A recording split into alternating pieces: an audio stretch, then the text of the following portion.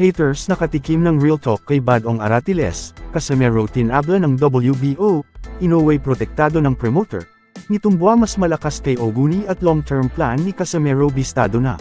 So una sa mga balitang boxing ay ni real talk ni Boss Badong Aratiles ang mga haters ni Casimero na ginawang pamantayan ng success ni Champ if malabanan lang si Inoue.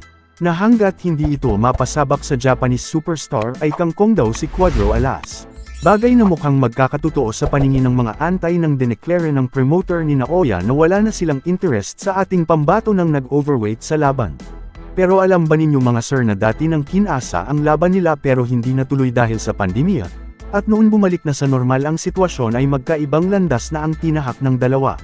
Kaya napatanong na lang si Badong bakit hindi na muling naikasa ito noong panahong nasa kabilang promoter pa si Cuadro Alas. At ang tanong rin ng mga fans na bakit di matuloy-tuloy ang mga laban ni Casimero, ito ba ay hinaharang? Meanwhile sa latest update na inilabas ng WBO ay parang naging non-bearing ang kanyang impressive first round TKO win versus sa All Sanchez, na kung saan ay napako, walang movement o promotion to a higher rank.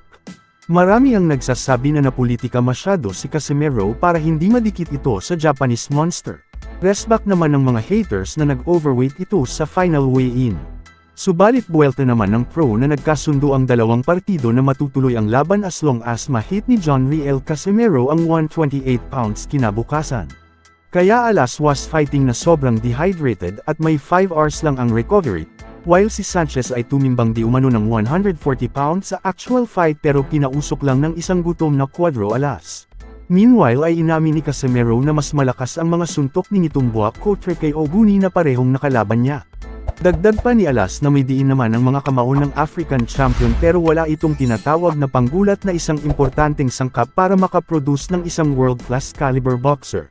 Sino ang mabigat ang kamay between Oguni and Ngitumba or Sanchez doon daw sa tatlo? Mas mabigat kung si Nitumba. Palagay ko talaga. Yung ano lang talaga ni Nitumba, wala lang talaga siyang parang wala siyang level na yung basic wala siyang level na yung parang alam niyo yung suntok na pang gano'n, yung parang yung gano'n lang, yung itik makugulat yung ano lang suntok niya pero may din. Pero mas maganda tayo yung gano'n na suntok, yung parang magic ba, boxer na malalaman mo na may future talaga ng mga world champion. Yung may ganon. Sa huling balita ay binisto ng Team Casimero ang future plan ni Cuadro Alas kung ito ba ay mananatili sa 122 pound or aakyat sa featherweight para unahan si Inoue roon. Or bababa sa 118 para makasungkit ng laban versus Nakatani before aakyat ito sa super bantamweight. Partner, ikaw nandito ka naman eh. Paki-explain mo nga partner, kung ano ang way natin sa 4 division, ikaw nag-share sa akin yan eh. Meron ba tayong business sa 118? Kailan tayo tatagal sa 122? Aakyat ba tayo ng 126? Posible ba ang Inoue o posible ang Nakatani? Go ahead bro. Hindi, ang focus ni Champ ngayon, kung hindi talaga lalaban si Inoue, ang papokusan niya, kunin muna yung 4 division belt. Yup. Yun ang importante ngayon. Kasi tatakbo yan si Inoue. Atarantaduhan. Tingnan nyo guys ha. Ito, real talk to. Kung ikaw talagang monster, kung ikaw ang pinakamagaling at nagahari sa division mo, no, undisputed ka nga, di ba? Isang Casimero, bakit ayaw mong labanan? Oh. Takot boss, takot. Yun lang yung sa tagal-tagal eh, di ba? Ilan na yung kinatay ni Inoue. Bakit ayaw pa rin labanan si Jam Tata, si Jam Casimero? No? Oh, yun ang katanungan doon. Sasabihin, di ba? Kailangan makuha mo ngayon yung laban, ma-knockout mo. Oh yeah, first round knockout. Oh, bakit ayaw pa rin labanan? Di ba? Oh. Kaya ang advice niya, advice ko personally, ang advice ko kay Champ Cuadro Alas, huwag mo nang habulin si Inoue. Ang intindihin mo, kailangan mo makuha yung pang 4 division belt. Kasi dahil dyan, kung umangat si Inoue, pag nakuha mo na yung 4 division, pwede kang umangat ng 126. Saka ka umangat ng 126. Kaya mo naman ng 122 eh. Oh. Kaya mo naman yung tuto eh. Diba? Bakit siya pa tatalon? Oh, kung tumalo si Inoue, ikaw maghahari sa 122. Baka maging yung 4 division, undisputed ka pa dyan eh. kung tutuusin eh. Oh, sino lang ba yung mga natitirang mga ano dyan? Walang malakas sa 1-2, boss. Si Inoue lang. O ngayon, kung makukuha niya yan, undisputed din si Champ dyan, pwede rin siya umakit ng 2-6 para ano yung Inoue. O, pupusta ako, tatakbo na naman yan. O. Kaya, alam nyo bakit? Tinatatanda lang si Champ Tata bago laban. Yun ang gusto kong sabihin, bro. Pinatatanda si Tata. Bakit? Anong equivalent number ni Tata sa age kumpara kay Inoue?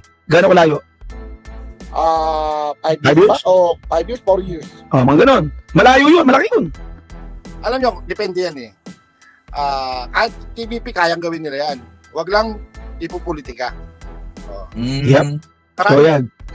pinagkakaisahan si Champ Tata, si Boss Champ Cuatro Alas. Yan ang Mhm. katoto. Alam nyo kung bakit? Hindi kasi nila hawak eh. Yep. Di ba? Pero kung sila may hawak yan, baka ngayon, nakalaban na yan kay Inoue. Ang tanong sa inyo, bakit naging maangas si Tata? Sino nagturo sa kanya maging maangas? Kasi bakit? Para maging maangas, mabenta. Sino nagturo sa kanya? Sa mundo ng MP. Sige, Bones. Libons! Tingin nyo si Tata magpipinger-pinger dati? Yung ugali ni Tata, wala ka alam sa mundo yan. Hindi niya nga alam sikat siya. Tama ba, partner? Exactly. Si Tata nakasama namin yan. Parang hindi sikat yan, yung tao na ordinaryo lang galaw niyan.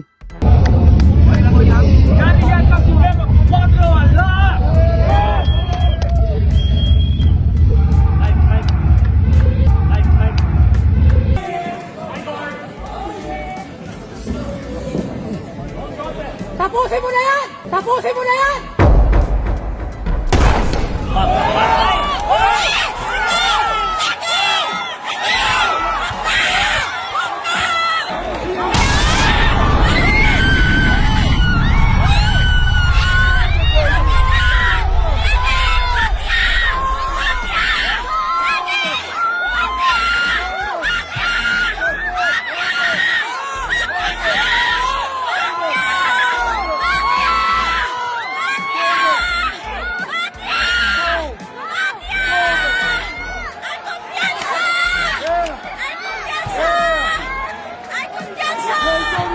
Meanwhile, para sa mga edad 18 years old and above na mahilig tumaya online ay you can earn as much as 12k bonus in your first deposit.